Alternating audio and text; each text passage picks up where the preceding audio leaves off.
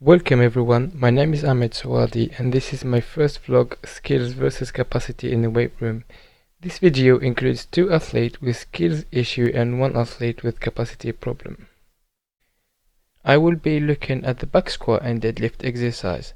Throughout the video, I will be analyzing each movement and determine if the issue is related to skill or capacity issue, and I will provide appropriate interventions if necessary to address the problem. Here we can see the athlete performing a back squat exercise. Immediately we can see from the position of the bar and unracking the bar that the athlete is not familiar with the back squat exercise. This is my first hint that this athlete might present poor technique during the execution of the movement. While performing the back squat, we can immediately identify a major flaw in the movement technique. We can clearly see in the descent phase that the athlete presents no hip hinge movement and a knee dominant pattern, creating an imbalance which is making the bar moving forward, putting the load on top of the mid and front foot.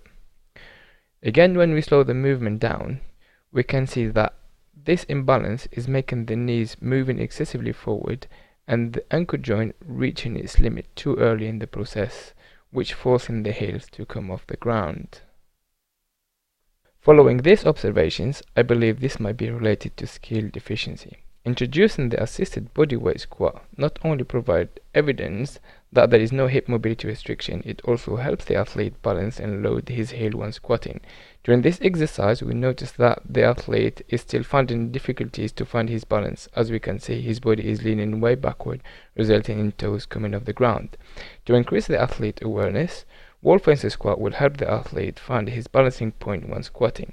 This will help initiate the triple flexion to the ankle, knee and hip until thighs parallel to the ground while maintaining neutral position of the spine.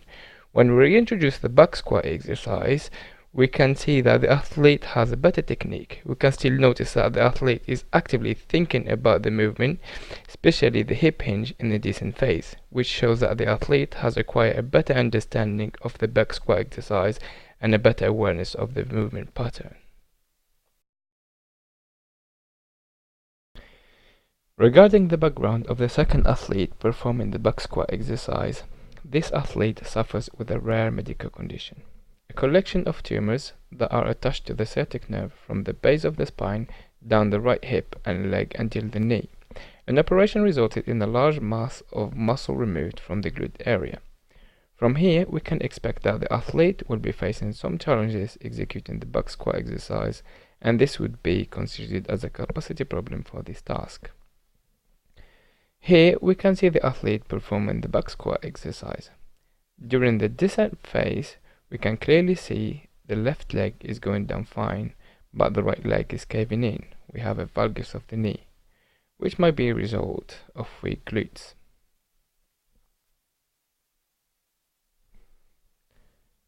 When we slow the movement down, we can see on the descent phase that the body is neutral, but the right knee stays under the hip joint.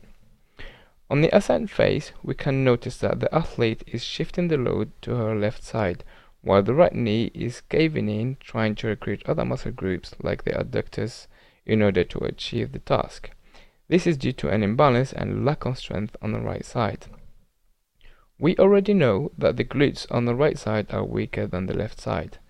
After checking for mobility restrictions in the ankle, knee and hip joint, we notice that the ankle range of motion presents some limitation. Further strength tests has been taken for the quads with the leg extension machine and hamstring with the leg curl machine. The results showed a much weaker right leg than the left, scoring 17.5 kg 1 rep max on the leg extension and 17.5 1 rep max on the leg curl, compared to 35 kg leg extension and 30 kg with the leg curl on the left leg. A hypertrophy and strength program for the glutes and the leg muscle has been adopted for this athlete. We introduced the resistance band exercise starting with horizontal leg press. This offers the athlete the ability to have a better control of the leg movement, especially in the knee joints, and produce gradually more force as the resistance of the band increases when extended.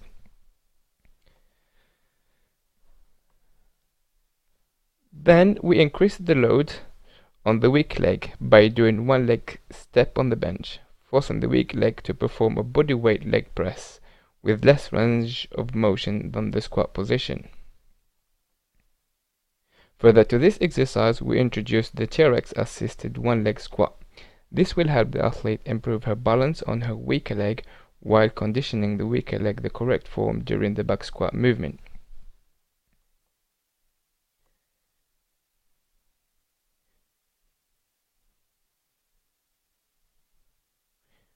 When we reintroduce the back squat movement, we notice a clear improvement in the movement. The knee is not caving in as much despite the conscious and continuous effort of the athlete to have a better control over the weaker leg movement.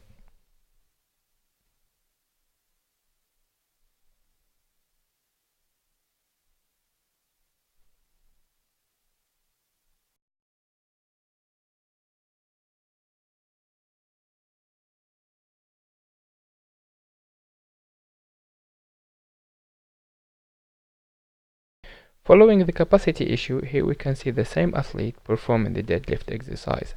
Despite the ongoing strength training for the weaker side, the athlete seems to have a better control of the right leg, but after few repetitions we can still see the leg caving in from time to time on the descent phase of the movement. This can be interpreted as the athlete maybe lost concentration and went back to her previous form, avoiding putting pressure on the weak side, or just weak hamstrings, glute muscles and a lack of endurance. We already established the lack of strength in the leg muscles. Regarding the glutes, in order to determine the strength difference between both sides, one leg glute bridge is the ideal exercise for this matter.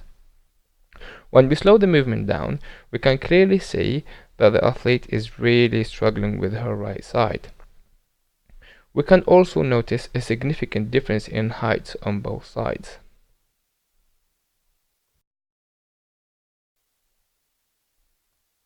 We introduced the good morning exercise using resistance bands. This will help the athlete to engage the hamstrings and glute muscle, especially when the resistance increases when the bands extend. A small variation to this movement with the knee flexion in a small semi-deadlift position using the band with a high number of repetitions will condition the athlete to have a better control of the right knee over the time. An isolated exercise using resistance bands for the right glute activation will help strengthen the right glute area. In addition to glute bridges will help build more strength and endurance in this area overall. We introduced the hex bar deadlift to give a better balance for the athlete and offer more room for the legs and arms to move without interference.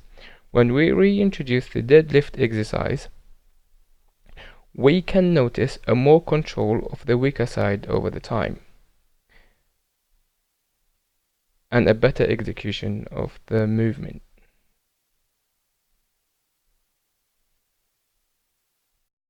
In this video, we will be looking at determining whether this athlete has a skill or capacity issue on the deadlift exercise. At first glance, you can clearly see that the athlete's back is rounded, which make us think that the athlete suffers with either weak back muscles or a mobility flaw. After further examination, we notice that the athlete is dropping the bar far ahead of his toes, which forces his body to move forward, putting the load on top of his front foot. This major flaw of the deadlift movement shows that this athlete is not familiar with the exercise. To stimulate the athlete's awareness of his body positioning and engaging his back muscles correctly, we start using resistance band exercises such as transverse extension by first retracting the shoulder blades, then moving the arms behind the body while pulling the bands towards the chest. Further exercises like seated row, where we are forcing the athlete to row whilst engaging his back.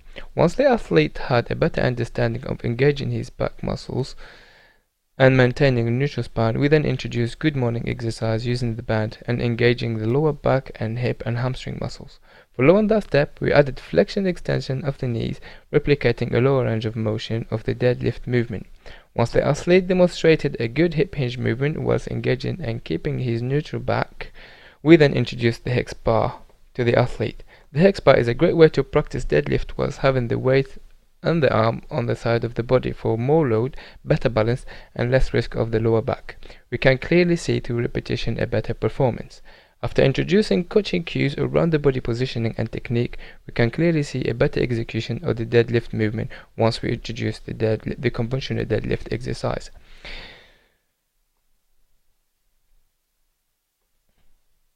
This is a comparison before and after the intervention. We can see on the left the athlete was more leaning forward with his body over the bar, with a hip joint angle of 57 degree and a poor knee flexion with an angle of 121 degree. On the other side, we can see a more balanced position with a neutral spine and a hip angle of 42 degree and a knee angle of 79 degree, which is more efficient and productive than the previous form in the deadlift exercise. To summarize, skills issues are more related to motor control limitations, where the athlete can't coordinate their segments of their body to perform a task correctly. This can be corrected quite quickly through teaching techniques and raising body awareness. Capacity issues are more related to physical limitation. The intervention will take more time, as the muscle structure will require time for physical changes and adaptation to resolve the problem. Thank you for watching my first vlog, skills versus capacity issue in the weight room.